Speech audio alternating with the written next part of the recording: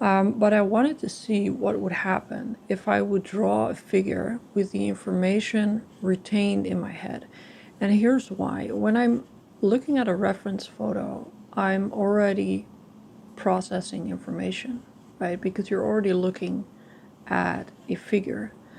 And for me, when I started drawing, is what I tried to do, and I think that goes for a lot of people, is you try to interpret the figure in that photo as realistically as you can, which, well, 9 out of 10 times will not work that way because figures are difficult, perspective is difficult, and there are all sorts of difficult things. So I would be 20-30% in and already felt like I was failing this drawing or failing this exercise and would basically give up. If you repeat that enough, you're going to feel like you're not making any progress because you constantly stop at any given point where you feel frustrated enough. You feel so frustrated that you're convinced that you're never going to get it, or maybe it's not for you, or you're doing something wrong. And, my self-esteem is not great, and this made it worse. So eventually I stopped. And the funny thing is, after you leave it alone for a while, or at least in my case, I leave something alone for a while and, you take the pressure off. And at some point, I found myself wanting to draw or just basically just sketch something very roughly for an idea. And I found myself drawing certain parts of the figure, and it started with the neck and the shoulders from my mind. And I thought to myself, well, I guess I retained a little bit of information.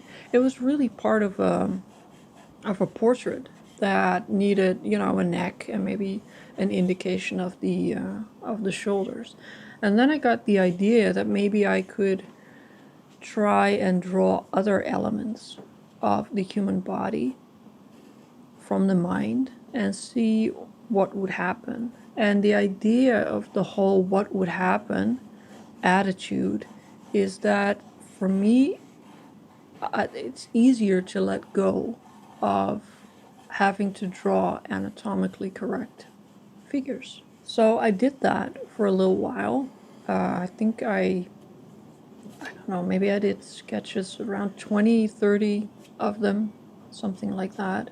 So I'm letting you know that I didn't spend 100 hours doing this. I'm trying to give an indication of my experience at this point. And then I figured, why not do a video? Because that's what we do, right? We make videos. And I like sharing these things with you. I would like to clarify that by me saying I like to do this. I like to share things with you because your comments and your vision about what I'm doing makes me feel like I'm not alone in this. So it's very helpful. But the whole process of having to videotape this or film this was another hurdle that I needed to get over, right? Because it feels a little bit intimate to film something that is basically you setting yourself up for some level of failure. That's how it feels.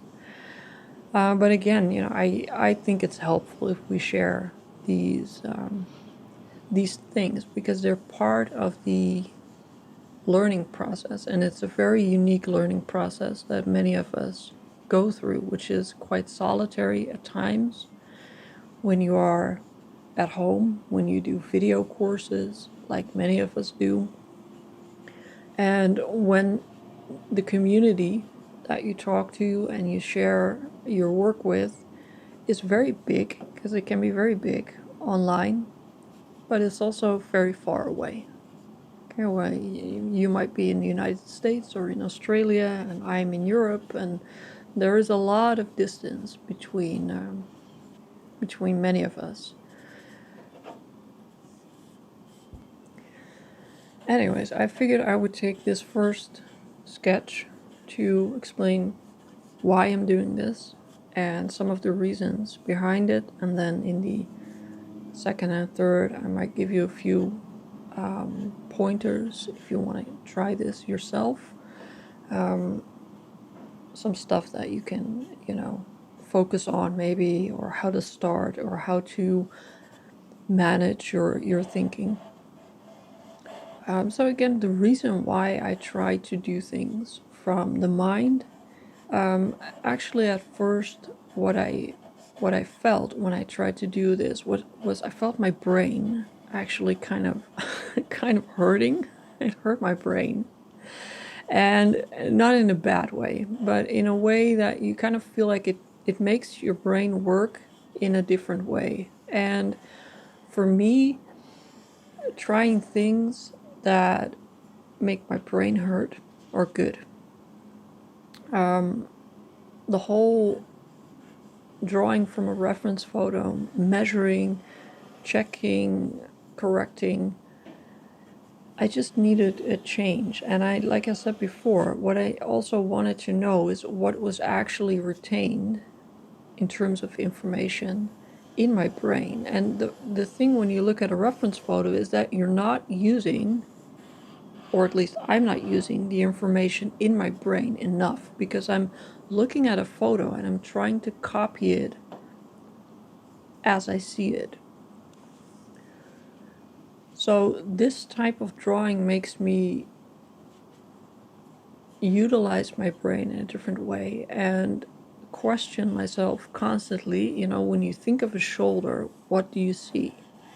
And then when the shoulder goes into the arm, and the upper arm, and the upper arm goes into the elbow, what do you see? And everyone has a picture of the human body in their mind because we've seen human bodies before. But there are very few moments in daily life when we are asked or forced to get that image, to put that image in the front of your mind and actually extract detailed information from it. So that is the whole point of doing this, is to make your brain, pull that information to the front. Now, the amount of information or your ability to clearly see that information might be different than mine, and mine is probably different from somebody with a ton more experience. So you might find yourself thinking, yeah, there is a difference between what I'm drawing and what you're drawing, Sabra, so you're not helping. But I will ask you, if you're going to do this with me, if you want to practice this as well, to give yourself a break. We're going to talk about that a little bit more further on in the video. But remember that this is not me doing one thing and you copying that thing. So I'm about to finish up this first sketch, and I figured I would just do kind of a front view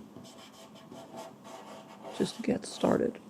I need to get used to, drawing on video sometimes. So this is the first one.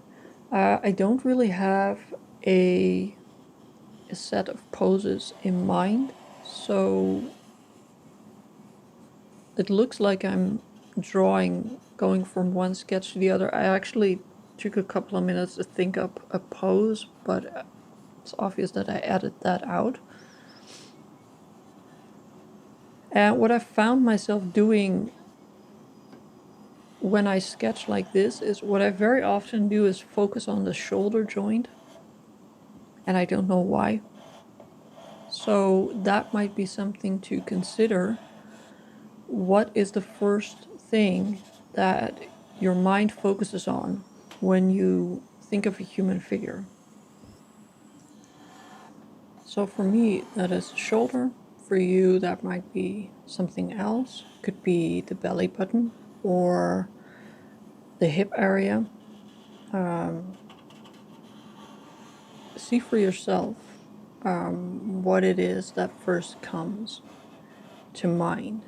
And it may not be convenient to start drawing there. You know, the shoulder, for me, it's quite high up the body. So if you wanted to do a drawing, you might run out of space. But again, I'm not trying to, first of all, draw anything accurate. And I also don't care if half the body falls off the page. What I'm trying to do is extract information from my brain and try and see what happens if I put it on the paper. So regarding that accuracy, like I said, I'm not trying to be accurate, as in I'm trying to accept that it's not going to be accurate.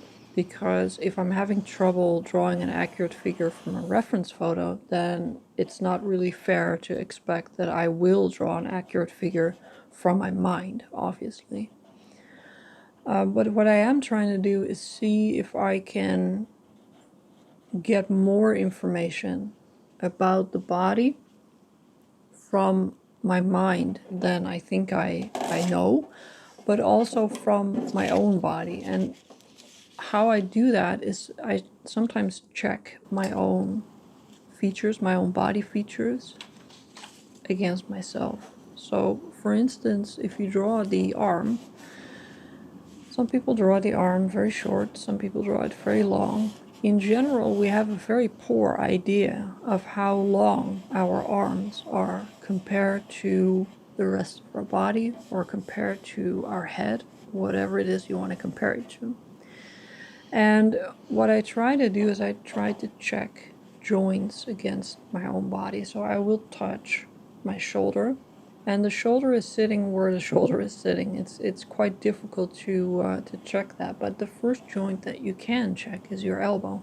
And when you put your elbow into your body, for me, it's sitting on top of my hip joint, on top of my hip bone, and that means that your elbow is sits a little bit into the waistline, which kind of makes sense because that makes the arm sort of fit into the body neatly. But if I had to remember that, or I had to extract that information from my mind, honestly, I wouldn't have a clue where that elbow joint would be.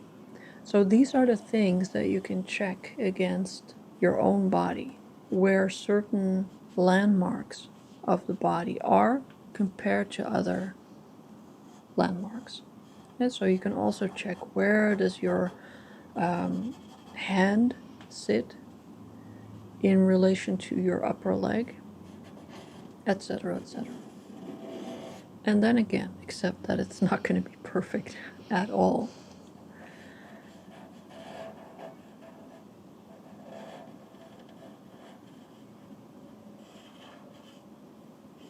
So you can see it here too. There's going to be a human being, probably, that resembles this figure somewhere in the world. That makes you feel better. There is so much variety that there are a lot of things that you can get away with.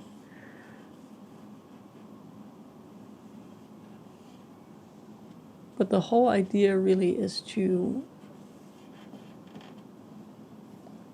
draw a representation. You know, at the end of the day, many humans are able to recognize the human figure from a very abstract representation.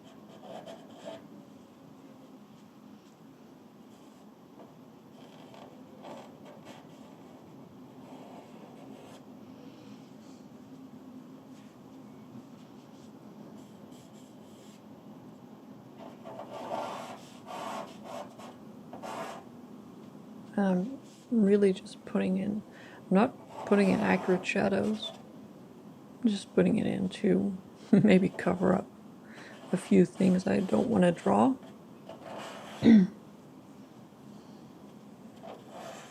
And move on to the next. I'm gonna do 3 in this video, and then I did 6, but I'm gonna divide them so the videos aren't too long.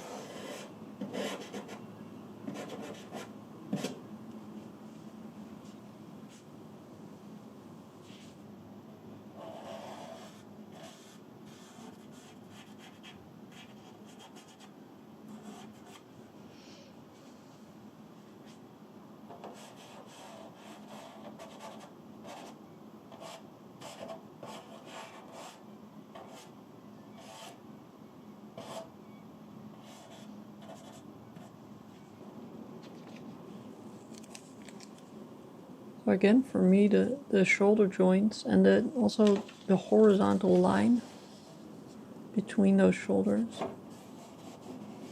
something that I like to start with.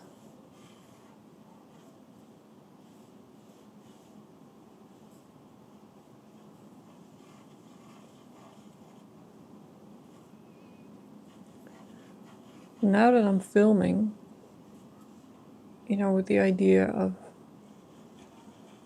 showing you this, I actually feel my anxiety increase a little bit. It's much easier when you're, you know, just drawing in your sketchbook, which is also something I had to get over. Yeah, but the idea that no one's gonna see it makes it easier. Of course, there is an amount of pressure now to get something right, which is human. It's natural. It's fine.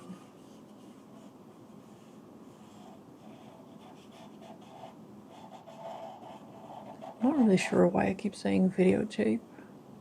There is no tape. There is just an SD card. I was born in the 80s, so maybe that's why.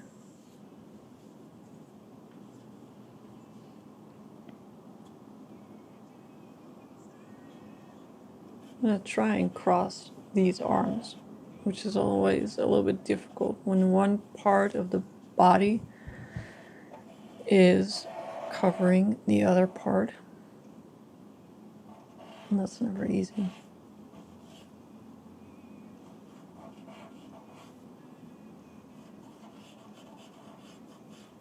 So like I said, I did this before, and I actually also checked to see if maybe it was easier, it became easier to draw from a reference photo. And I have found some progress there. Yeah, I found that when I draw from reference now, I check what is in, you know, the information that is in my mind against a reference photo. It's almost like an overlay. So you're not, I feel like I'm not 100% depending on the reference photo as in what I see. But part of the information that I get from the reference photo is also overlaid with information that I have in my head. So that is my pseudo-scientific way of seeing if, if this works. Right? It works. Whether it works for you is something you need to try.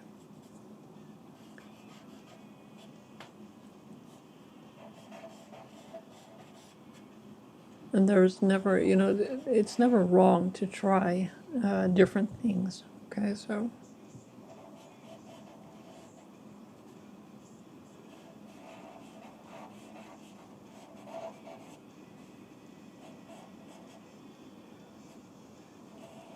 This is not an easy pose.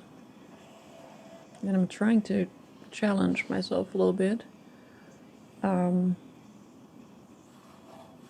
by drawing some more complicated poses as well.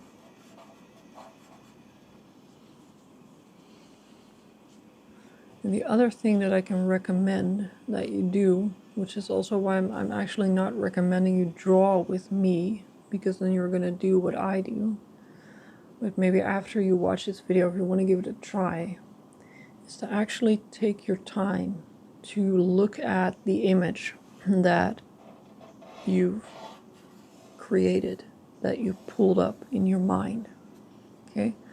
And take your time, because it's going to take a little bit more time to look at that image than to look at an actual physical reference photo, right? Because that photo is going to be there, and it's going to be the same when you look at it now and look at it 20 minutes, it's going to be the same. The mind sometimes needs a little bit of practice, a little bit of push. So it might take a couple of minutes for you to actually carefully look at the image that you've basically made up in your mind.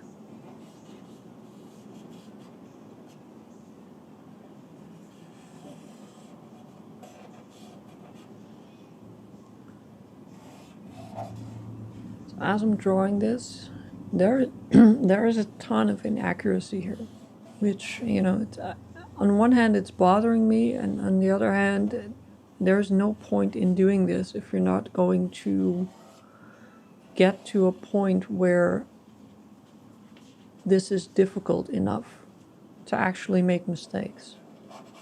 If that makes any sense. It's very easy to keep drawing things that maybe you've drawn before or that are easier for you to draw. Setting yourself up for, well, you can call it failure, but yeah, let's call it failure for lack of a better word right now. That can be difficult. So let's put it aside. Let's not dwell on it for too long.